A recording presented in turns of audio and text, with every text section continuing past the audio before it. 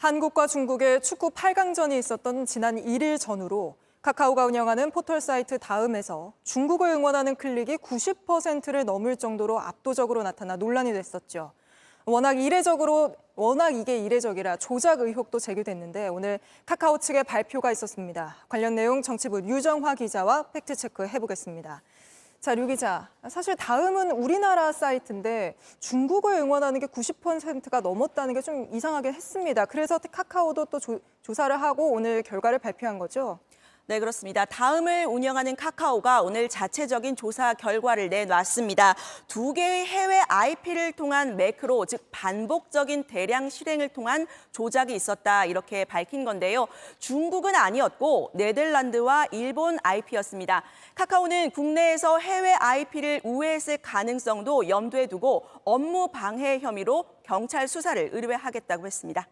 네, 그런데 이게 다음 같은 경우에는 그래도 양대 포털 사이트 중 하나인데 조작이 이렇게 쉽게 가능합니까?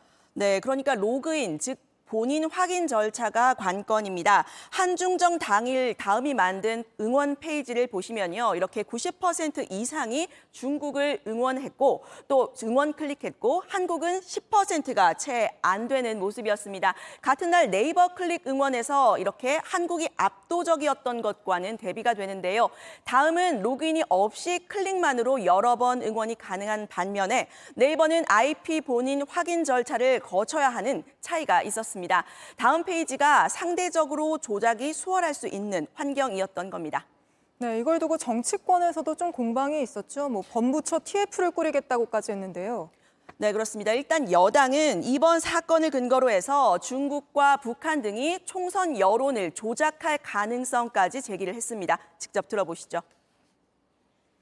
특정 반국가 세력들이 국내 포탈을 기점 삼아서 광범위한 여론 조작을 하고 있는 것으로 만천하에 드러난 것입니다.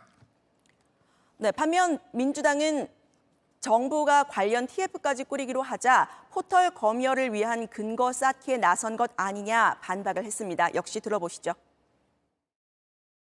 언론의 입을 막고 국민의 소통 창구인 포털을 통제하겠다고 달려들다니 정말 파렴치한 정부입니다. 네, 그런데 이게 실제 조작이 있었는지 또 조작을 누가 했는지 이런 부분 더 확인해야 되는 거 아닙니까?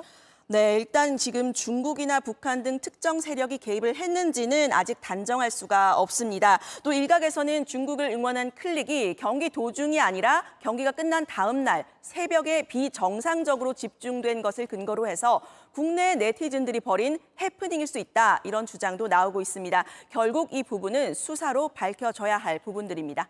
네, 알겠습니다. 류정화 기자와 짚어봤습니다. 안녕하세요. 뉴스룸 앵커 한민용입니다. 오늘도 JTBC 뉴스룸을 시청해주신 여러분 고맙습니다.